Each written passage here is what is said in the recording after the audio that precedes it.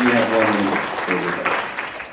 With all due respect, Tom, you just showed how great of a politician you are, but you still haven't come up with a plan.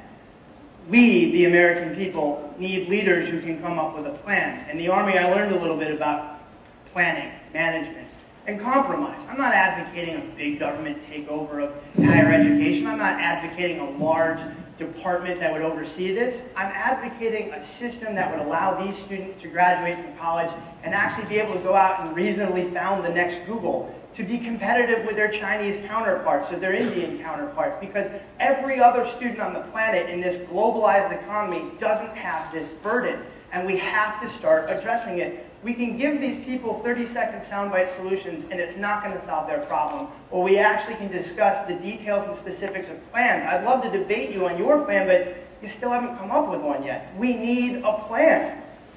Thank you, Mr. Zeller and Mr. Reed. You know, I try to read history. It's kind of a hobby I have. And you look at the history of the Department of Energy. The Department of Energy was founded with the concept that we're going to get ourselves off of foreign oil dependency. The mission, when it was created, said we're going to have 6 employees. It's going to be a targeted program. It's going to be a limited program. It's going to be a very limited department. The Department of Energy now has 50,000 employees. It's blossomed. It's become a huge department of the federal government. What I am articulating to you tonight, ladies and gentlemen, is our philosophy of government. Our philosophy of government is a limited federal government. So if you want to talk about plans of providing money to college students, the plan that we will not support is a plan with bigger government that's run by the federal government, funded by the federal government, administered by the federal government, because eventually the federal government is going to want to control it. We've seen it repeatedly with big government policies in past time. Thank you, Mr. Reed. All right, moving on from education to the environment. What initiatives do you plan to put forth to encourage long-term environmental sustainability in New York and beyond? Mr. Reed, you have 2 minutes. Yeah, I think Matt and I have somewhat of an agreement on this issue. You know, we support a all of the above energy approach on the national level. What that means is we support the renewable energies, wind, solar, biomass, hydrogen. I would love to see hydrogen be the potential energy source for our future, because that would take care of so many problems. We don't have to articulate them here, but obviously the dependency on foreign oil would be the biggest problem that it would address. And I think we can do that with our partnerships with institutions such as Nazareth College. I believe there is a role of the federal government, because it's a national security issue in developing that energy policy back and forth between the research facilities and the institutions such as this, U of R, the many institutions in the district. And when we develop those policies and we develop those initiatives, obviously what we're trying to accomplish is a clean energy source for generations to come. And we support that. And we will support incentives to encourage that. And we will also support reasonable regulations when it comes to our environmental rules. But what we will also do is stand for a limited federal government. So when we deal with the issue of EPA versus DEC, and I'm sure we're going to get into natural gas exploration this evening, you will see us always deferring to the state agencies and the local governments, because I believe those are the best governments to serve us in our government philosophy. So I think what we have to do is adopt regulations that are reasonable, but limit them at the federal level, and defer to the states and local government whenever possible. Thank you, Mr. Reed. Mr. Zeller, you have 2 minutes. Well, I agree with Tom. Clean energy is the industrial revolution of the 21st century. That is where our energy future will be. Clean energy to me means biofuels. Steuben County alone has 80,000 acres of dormant farmland.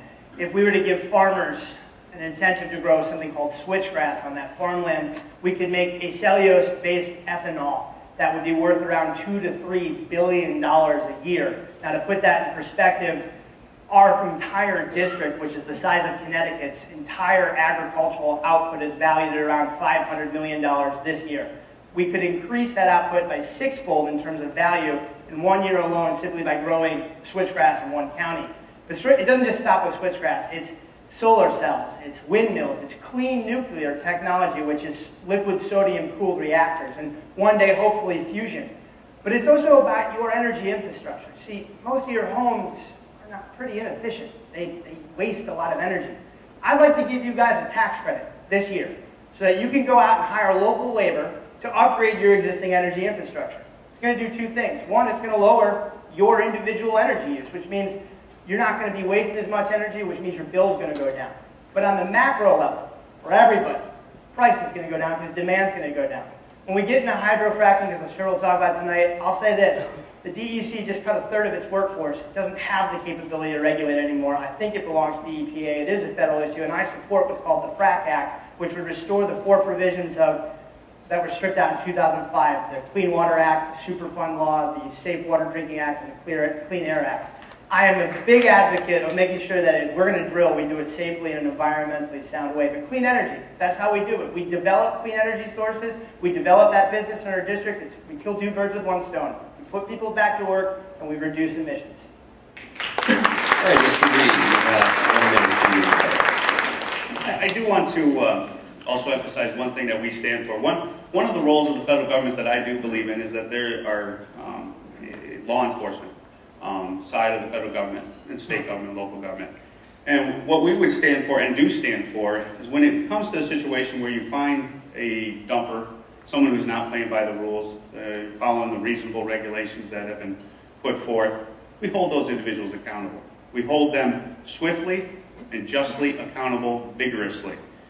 We go after them. There is no more buddy system. There is no more, well, he was trying to do the right thing. He knew this person or that person. We cannot have this in our government any longer. What we have to do is enforce our laws vigorously.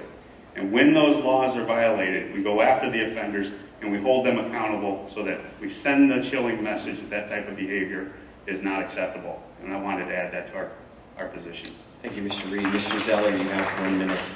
I'll just continue to espouse on the benefits of clean energy.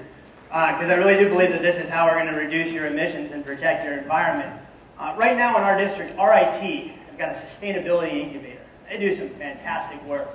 They're coming up with a type of wire that uses something called quantum dotting. Now, quantum dots are a principle of quantum chemistry, and don't ask me to explain it. My fiance was here, she could do it adequately. She's got a PhD in this stuff. But essentially, it upgrades the efficiency of that wire by such an extent that when you turn on your light bulb, it shines just as bright, but it's consuming a substantially reduced amount of energy. That's the type of product that is going to actually protect our environment and get folks back to work. And that's the type of product that the Chinese, the Indians, the Brazilians, all the large economies on this planet that actually play a big role in our global economy want to buy. If we can meet that demand, we're talking about, again, sustained employment for a generation, if not 2, and reduced emissions. I think that is the only sound solution that we have to this problem. All right, thank you, Mr. Zeller. Next question. There has been considerable debate about the proposed mosque and Islamic Center at Park 51 near Ground Zero in New York City. There are reports that this week, gubernatorial candidate Carl Palladino will sign a pledge opposing the building of that mosque and Islamic Center. So, do you support or oppose the building of that proposed mosque and Islamic Center near Ground Zero? And we will begin with you, Mr. Zeller. You have 2 minutes. Yeah, we've got a thing in this country called the First Amendment. It guarantees freedom to practice religion. I went to war for that provision. Now, do I think it's in bad taste? Yes. Do I think it's the right place to put a mosque? No. But am I going to use the powers of the federal government to violate the First Amendment? Absolutely not. Mr. Reed, you have 2 minutes. You know, on this issue, I think you're going to see agreement here. You know, obviously, we have the right to our freedom of religion. But I would call out to the leaders, and as a representative of New York State, where we suffered our 9/11 losses, and I know all of us share the same feelings about those losses, and I know you do too, Matt. And you know, what we would do is reach out to those leaders and say, look at what you're doing is you are putting a finger in a scar, in a wound that is not completely healed. What you are doing is not the right thing to do, even though you have the right to potentially do it. It's not the right thing to do. And what we would be is the first one to pick up the phone, first one to put more miles on our car, and drive down and meet with the leaders and try to say, look, let's talk. Let's have dialogue. We understand what you want to do. We understand what you're trying to get to. But please, listen to our point of view. And you'll see that in us all the time. We are always looking and reaching out to people to try to get other points of view. We have our philosophies, we have our principles that we don't compromise on, but we're always looking for more information, more data in order to make better decisions going forward. So in this case, I would say, I would hope that they would recognize the pain that they're causing. I would hope they would do the right thing and not build it at ground zero. But at the same point, I do agree with Matt on that point that we cannot and should not stop them from doing. Thank you, Mr. Reed. Mr. Zeller, you have 1 minute for rebuttal. And I'm not going to, there's nothing that substantially added to New York City zoning issue. I don't think it's Congress's purview. All right, Mr. Reed. I agree, it's a local issue, and bottom line, I would hope that reason or adults would come to a decision that's acceptable to all parties.